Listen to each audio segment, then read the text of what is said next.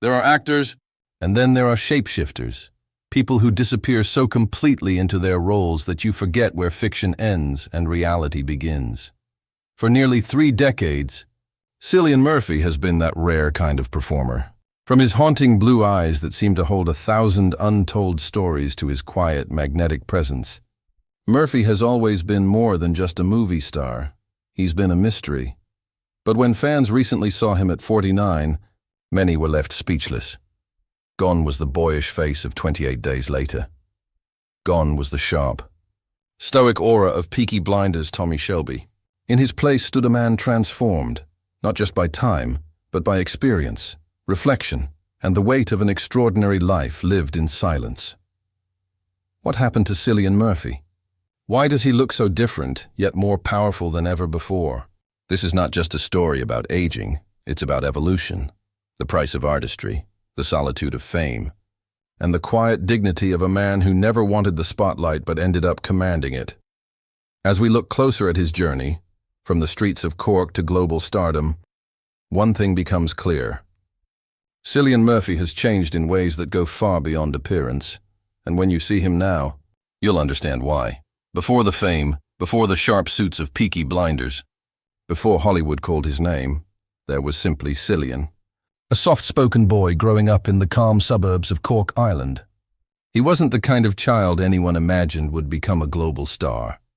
He was quiet, introspective, lost in his own thoughts, the kind of soul that saw beauty where others saw routine. By the time the world truly caught up to Cillian Murphy, he was already running from it. After the success of 28 Days Later, Hollywood had labeled him the next big thing, the mysterious Irishman with the piercing stare. He played villains and heroes, dreamers and madmen. He worked with Christopher Nolan in Batman Begins Inception and the Dark Knight trilogy. Yet with every role, Murphy seemed to fade a little more into his craft, disappearing behind layers of character until even he wasn't sure where Cillian ended and the performance began. But in 2013, something extraordinary happened. A role that would define not just his career, but his identity in the eyes of millions. Thomas Shelby. When Peaky Blinders first aired, few could have predicted what it would become. Set in post-war Birmingham, it was gritty, violent, poetic, and right at its center stood Murphy, a man whose quiet intensity turned a small BBC drama into a global phenomenon. His performance as Tommy Shelby wasn't loud or theatrical. It was a masterclass in control.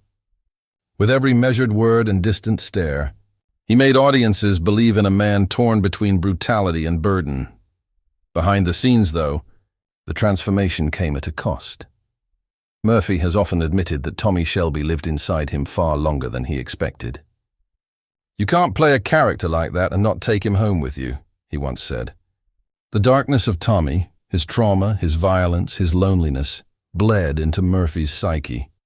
He carried it quietly, the way only he could. Unlike many actors who indulge in fame, Cillian avoided the noise.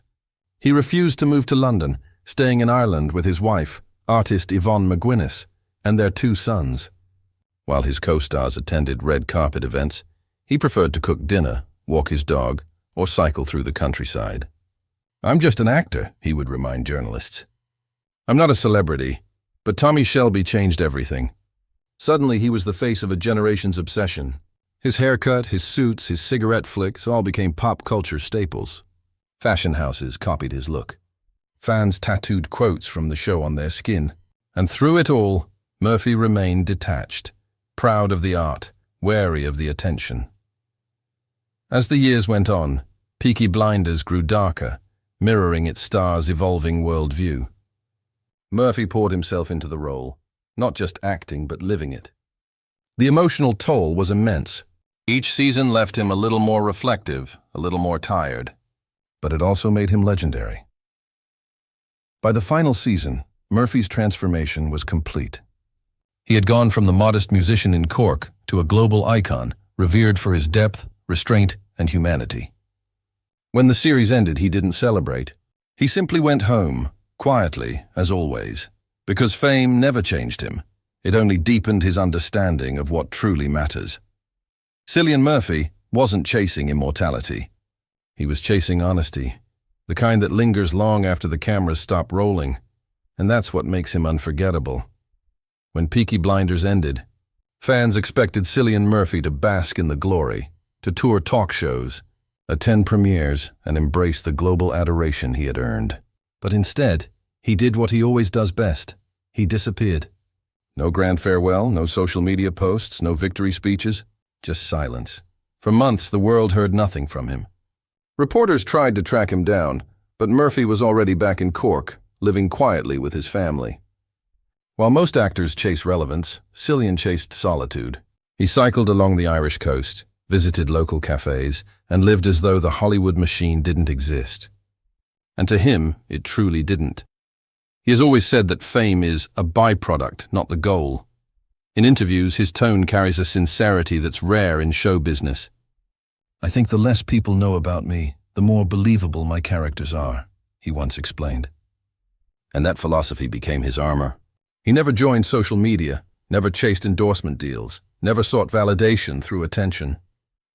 He let his work speak, and it spoke louder than any headline ever could. But as Cillian turned 49, something about him changed, not just in appearance, but in presence. When photos surfaced from a quiet public appearance in Dublin, fans were stunned. The face that once belonged to Tommy Shelby, sharp, chiseled, untouchable, had softened. His hair had silvered, his eyes carried a calm that only comes with time. Some called it aging, others called it evolution. Murphy himself laughed it off. "That's life," he said during a rare interview. "If you're lucky, you get to grow old. I'll take that any day." Still beneath that modest response lies something deeper. The intensity that once defined him now feels tempered by wisdom. The mystery remains, but it's no longer shadowed by darkness. It's illuminated by peace. Years of fame, isolation, and artistry have carved something profound into him: authenticity. He still works, of course, but carefully. Each role is chosen with precision, as if he's painting the final strokes of a masterpiece. He recently reunited with Christopher Nolan for Oppenheimer, a film that brought him critical acclaim and perhaps his most haunting performance yet. As J. Robert Oppenheimer, Murphy embodied genius, guilt, and consequence, themes that seem to mirror his own reflections on life. Behind the camera, though, he remains a ghost in plain sight. No entourage, no excess, just Cillian, husband, father, observer of the world. When friends describe him today, they speak of a man completely free from ego. He doesn't watch his own performances, doesn't dwell on success, and doesn't chase legacy. What matters to him is truth, in art, in aging, in existence. And maybe that's why when people see him now at 49, they gasp. Not because he's changed, but because he hasn't. Amid an industry obsessed with youth and vanity, Cillian Murphy stands as a quiet rebellion, proof that grace, intelligence, and authenticity never fade. He doesn't need the spotlight anymore. He's become the light himself. Cillian Murphy stands at 49 as a man who has lived 1,000 lives, on screen and off, and yet remains grounded in the same quiet grace that first defined him. For most of Hollywood, longevity means reinvention, chasing new trends, chasing youth, chasing relevance. But for Murphy, it's the opposite. His power lies in stillness. He doesn't measure success by fame or fortune.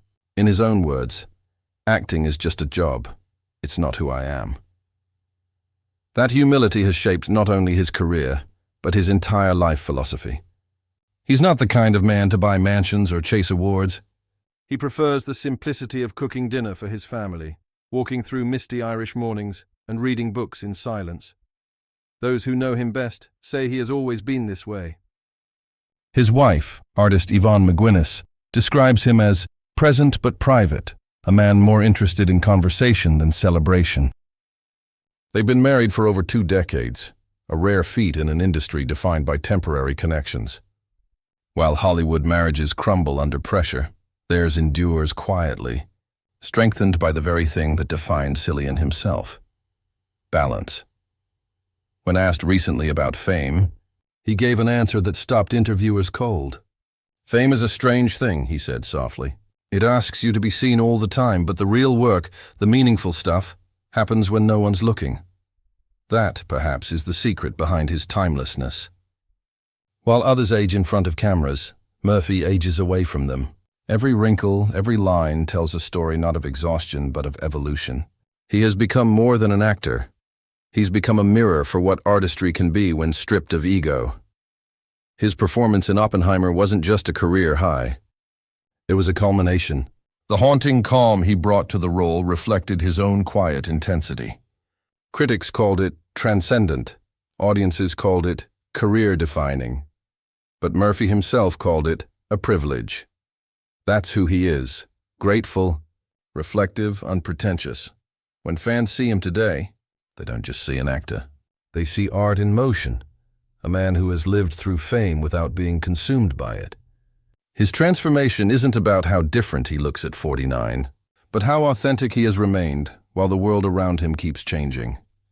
Cillian Murphy's legacy won't be measured in awards or box office numbers. It will be measured in the silence he left behind, the kind that lingers after the credits roll. He represents something rare in modern entertainment: depth, discipline, and dignity. In a world obsessed with noise, Cillian Murphy reminds us that sometimes the quietest voices speak the loudest truths.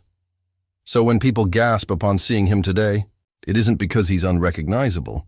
It's because he is exactly who he's always been: genuine, grounded, and gracefully human. His father worked for the Irish Department of Education. His mother was a teacher, a grounded family that valued intellect and integrity over glamour. Their home was filled with books, conversation, and the sound of rain against the window panes. Cillian spent hours reading poetry, drawing inspiration from the likes of Yeats and Joyce. Words fascinated him, their rhythm, their silence, their ability to make people feel. But his first love wasn't acting. It was music. In his late teens, he and his brother Piety formed a band called the Sons of Mr. Green Jeans, named after a Frank Zappa song. They played gigs around Cork, writing songs filled with passion and melancholy. Cillian had charisma even then, not loud or flashy but magnetic. You couldn't look away from him. When he was offered a record deal, he almost took it.